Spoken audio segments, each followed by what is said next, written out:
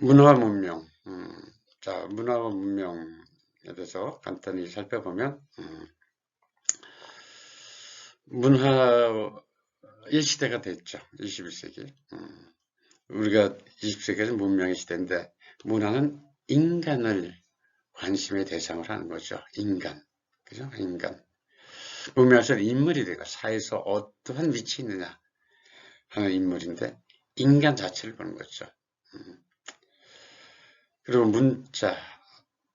문명의 시대에서 문자를 봤는데, 문화에서는 우리의 몸짓 언어, 눈짓, 손짓, 몸짓, 또 목소리, 그죠? 이런 인간의 몸 전체로서 하는 언어의 중요성을 이야기하고 있죠. 그리고 가족이라고 하는 조직을 이루기 위한 결혼이란 게 아주 중요한 가치였는데, 오늘날은 연애와 사랑이 중요한 가치로 보는 문화시대라고 하는 것이죠. 그래서 문명에서는 법과 도덕, 질서라고 하는 것이 중요하죠. 그래서 하나하나 이렇게 규제를 하고 교육을 시켜서, 교육이 전부 뭡니까? 법과 도덕을 가르치는 거죠. 그래서 법과 도덕대로 하라. 근데 이제 문화는 나의 건강, 사랑, 나의 행복, 그리고 자유, 나의 욕망과 내 마음이 원하는 것을 내 건강과 행복의 능력으로 마음껏 성취하는 것. 이것이 자유죠. 자유를 추구하는 시대는 거죠. 사실 법과 도덕은 뭐죠? 자유를 좀 구속하는 거죠. 자유를 구속하는 것이다. 그래서 문명의 시대, 또 문명의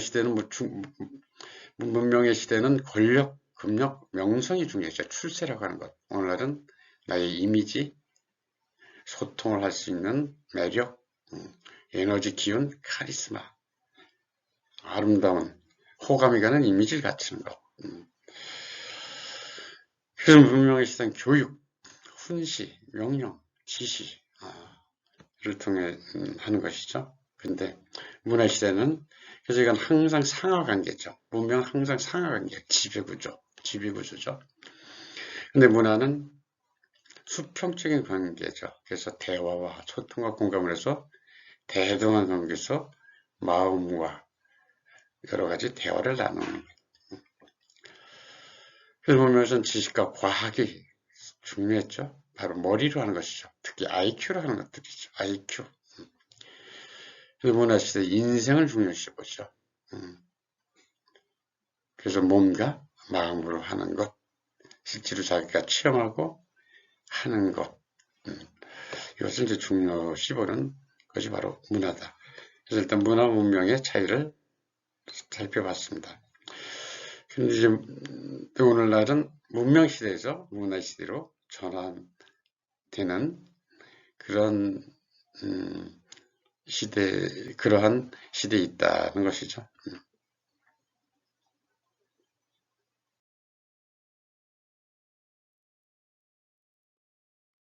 문명의 속성은 뭘까 한번 살펴보겠습니다. 여기서 인물이 중요하죠. 자, 그래서 우리는 문명의 이기를 누리잖아요. 문명의 이기. 휴대폰이라고 하는 것이 나왔죠. 우리가 지배자고, 이 기계를 우리가 문명의 이기로서 명령을 하면서 사용을 하죠. 내 이메일을 가져와라 하면 딱 갖다 주죠. 내가 지배자야. 문명. 저 철수의 집까지 내비게이션에서 안내해봐 하면 안내를 쫙 하죠. 내 부하죠, 부하. 새로운 소식을 보여줘 하면 네 주인님 해서 보여준다는 것이죠. 이 사진 영애에게 보내라 이러면 우리 휴대폰이 보내준다는 것이죠.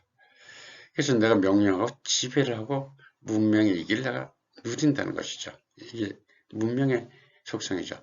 인물이 있어서 또 높은 데 있는 사람이 낮은 데 있는 사람한테 항상 명령을 하고, 그죠? 지배를 할 수가 있죠. 근데 이게 문명의 속성은 이런 것인데, 바로 문명은 반드시 복수를 한다는 것이죠.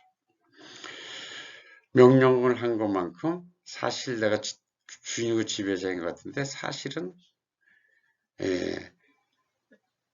기계의 노예가 된다는 것이죠. 내가 부하를 이렇게 지시하고 명령을 하고 지배하는 것 같은데, 나중에 보면 반드시 부하가 나를 지배하고 복수하는 그런 일이 생겼다는 것이죠. 자, 지금까지 했는데 딱 살다 보니까 어떻게 돼요? 즉시 충전하거라. 그래서 휴대폰이 명령을 하죠. 그럼 뭐라 그래요? 네네 주인님. 뭐하냐 지금 즉시 와이파이에 연결하라. 이렇게 명령을 하면 네네 주인님하고 연결을 하게 되죠. 새로운 이메일이 왔잖아 임마. 빨리 읽어봐. 이렇게 우리 휴대폰이 명령을 해요. 그럼 네네 하고 즉시 한다. 야 부재중 전화 왔어. 빨리 전화해라. 이렇게 휴대폰이 명령을 하죠. 그럼 또 우리가 그 지시에 바로 따르고 야야 식당 예약해라. 빨리 할인 쿠폰 날아왔잖아. 이렇게 명령하면 또 거기에 네네 주님에서 지배를 받는다는 것이죠. 문명이라고 하는 것은 이런 것이죠. 상하 관계에서 내가 상이면 항상 지배하는 것 같지만 반드시 아랫사람 부하의 명령과 지배를 받으면서 복수를 받을 수밖에 없다는 것이죠. 그래서 상하 관계는 항상 내가 위에 위치에서 문명의 이기를 누리는 것 같지만 사실은 아랫사람의 또 기계의 지배를 받는다는 것이죠. 사장과 비서 하면은 사장이 항상 비서에게 명령해서 지배를 하는 것 같지만 사실은 사장은 비서의 지시와 명령에 따라야만 되는 것이죠. 그래서 문명이라고 하는 것이 이런 것이다. 그래서 문화 문명을 좀 간단히 또 요약해서 비교해 보면 문화는 빛과 생기죠. 항상 긍정성, 빛, 밝음과 생기, 생명력, 그리고 긍정성을 나가는 데 위해서 문명은 항상 어둠과 문제점을 계속 보면서 조직화하는 것이죠. 그러면서 관념을 심어주는 것이다. 그래서 인간을 중심으로 하고 여기선 사회적으로 출세한 인물을 중심으로 얼만큼 위대한 인물이냐, 여기서는 얼만큼 호감이 가고 매력이 있는 인간이냐 하는 것이 차이죠.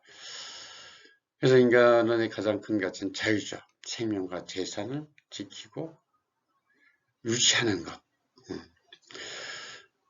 문명 속에서는 사회적인 질서를 유지하기 위해서 규제와 후속을 하는 것이죠.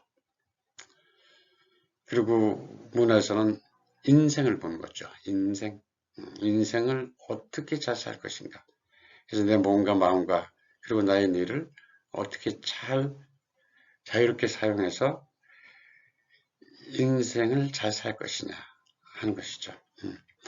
여기를 가지고 합리성, 지식, 정보, 논리성을 통해서 머리를 사용해서 조직 생활을 어떻게 잘 하고 조직 생활에서 어떻게 내가 저 위로 올라가서 지배를 하느냐.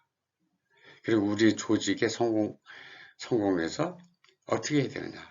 또 이 조직 내에서 내가 출세하려면 어떻게 해야 되는가 하는 것이 목표가 되겠습니다. 문화에서는 꿈과 상상력이 중요하다는 것이죠. 또 자유의지, 창의력과 감성이 중요하다. 근대 문명에서는 사실과 논리, 합리성, 과학과 이성 이런 것을 중심으로 하나의 문명을 발전시키고 되죠.